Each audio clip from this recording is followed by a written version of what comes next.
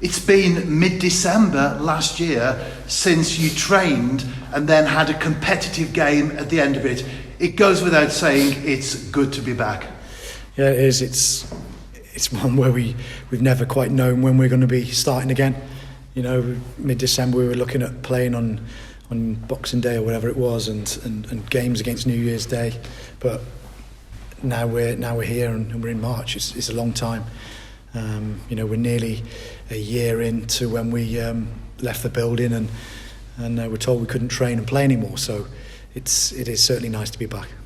And we have played a number of friendlies, especially in recent weeks. How important have they been in terms of match fitness and an incentive for the players and the staff to at least have something to look forward to during the week? Yeah, it breaks it up. Sometimes it can be a bit monotonous, just training and coming in and not really having a focus. But I think what it does do is it gives you a different perspective, different formations and things like that I always go on about, because every team we've played have played in their own way, rather than playing against teams that know what you're about. We know what they're about. You know, you don't know many of their players, so it's totally new to our squad. And I think it's very important. I think without playing games and having that competitive edge, it wouldn't have got us where we need to be. And one of the behind closed doors friendlies that we did play was against Stoke City. You were there as a youngster for 3 years. How did that connection take place in your life at that time? It was great. It was a time where I'd left school, and you know, you're looking for a career, and I always wanted to stay in football, and I'd been there as a 15-year-old, just left Aston Villa, and I just felt that Stoke would give me a better pathway into that sort of full-time football environment. So it was a very, very big part of my life, and one that I look back to, and certainly as a grounding as a young player, I learnt a lot. Played on some good managers that you learn from as well, and a lot of very, very good players that were not only playing for Stoke, but obviously you come up against and watch, and you know, it was a very good grounding for me, and I've took a lot from it. So yeah, nice to go back there, and I've been back there a few times to watch training, and always very welcoming, and obviously got a good setup there, haven't they?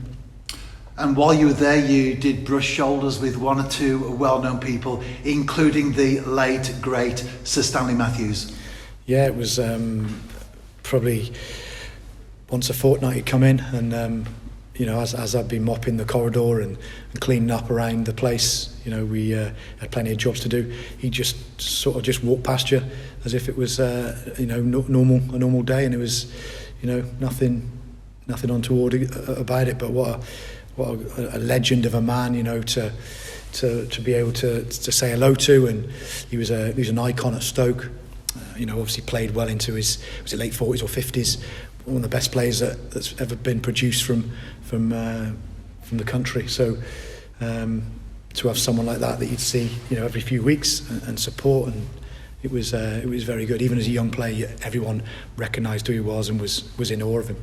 Well, he was born during the First World War, and he was still playing for Stoke City when I was a youngster. But to the present now, Scott, Bala Town here at Park Hall on Saturday. We are 9 points ahead of the Lakesiders. They do have a game in hand, but they've only lost once, as well as Connors Key Nomads and the New Saints. It's very tight at the top.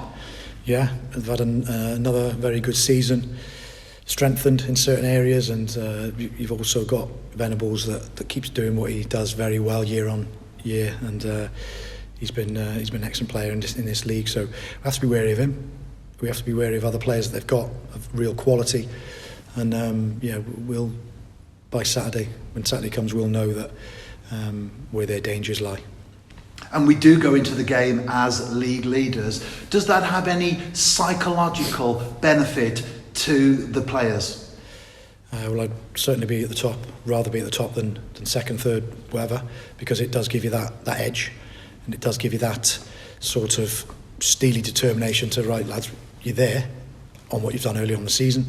You've got to earn it again now, and you've got to stay there, because, you know, it's okay looking up if there's 10, 15, 20 games to go. But when you're at that top, can we get that gap? Can we get a gap that all the other teams are looking and they're feeling pressure underneath us. We haven't played since December the 19th. It's been the same for the other teams, of course. Does that help TNS in some ways? Does that go against us? Or is it an unknown, or perhaps a mixture of the three? December, mid-December, look where we are now.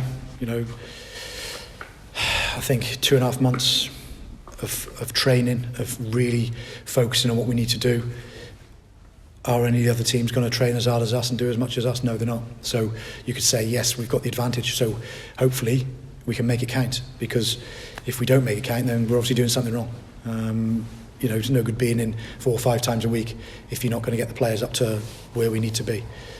Other teams may have gone 3-4 weeks without even training. We haven't done that. We've been in all the time. So it's a big factor for us. Following the Stoke City game, you said that you'd pretty much got your starting lineup sorted for this weekend. Maybe a couple of places up for grabs. Following the Bangor City friendly, you said that there was still some thinking to do. Has that thinking been processed, and do you have the 11 that will take to the pitch on Saturday? Yeah, near enough. It's been decided. I obviously won't tell the players today, but by tomorrow they'll be aware of the starting lineup, and it's up to the others to make an impact. We can use 5 substitutes, so it's even bigger incentive for the players that haven't made the 11 to say, well, okay, then if I haven't made the 11, then fair enough, but I'll make sure that I can have an impact on the game. I can change the game if needed, and I can be in a mindset of positivity and affecting the team. We have put in some good performances, albeit in behind closed doors friendlies in recent weeks. Some good individual performances, some good training sessions as well. How hard has it been, not just to pick the 11, but also who do you exclude? Yeah, Ryan Brobble's coming back now. He's the one that's been sort of longer term, but he's raring to go. I think probably come Saturday we'll have everybody near enough available for selection. We've got a decent squad. Yes, we've got a couple of players out on loan, but it's always difficult because, you know, we're human beings. It's not nice to keep players out that have done really well for you or can do well for you, and it's about managing them and telling them and just saying, look, your time will come. If you look at our squad over the last 2 years, there's players that have been in and stayed in. There's players that have not had so much game time but have changed my opinion and they've come in and stayed in. Everyone has losses of form. Everyone has purple patches where you cannot leave them out. But football is an industry where it can change within days.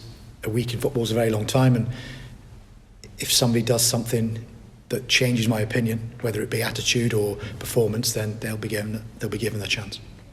As you've mentioned, 5 substitutes allowed from now on. Also a bigger bench as well. The fact that the New Saints has a very good, strong squad, do you feel that gives you more options and more depth in terms of progressing now through the rest of the season? I think if you look at the second part of the season, if we get to it, the split, it will be some midweek games as well. So you'll be playing Saturday, Tuesday, or Friday, Tuesday, and that will give us more opportunity to have a look at who would need to maybe have a rest and then come on, or it's down to the players. 15 league games left, hopefully the Welsh Cup as well. So there's plenty more football to be played in a short space of time. So I think our squad can adapt and will be well suited to playing 2-3 games a week. And finally, Scott, the name Ryan Brobble has already been mentioned. It's been great to see him back, working his way to match fitness. What's the general situation with him at the moment, and also the general availability within the squad? Yeah, Brobs is coming back now to training without dipping in too much, so we're looking at giving him longer periods of time through training. Just got to be careful with, you know, contact and players making challenges and things like that. But yeah, he's nearly good to go. It's been positive from obviously the surgeon that he saw as well. So yeah, he's on good time to come back and hopefully make an impact before the end of the season as well. So yeah, all good news on that, and couple of little niggles from the other night, but like I've said, it'll be a full squad ready to go for Saturday and obviously the coming weeks.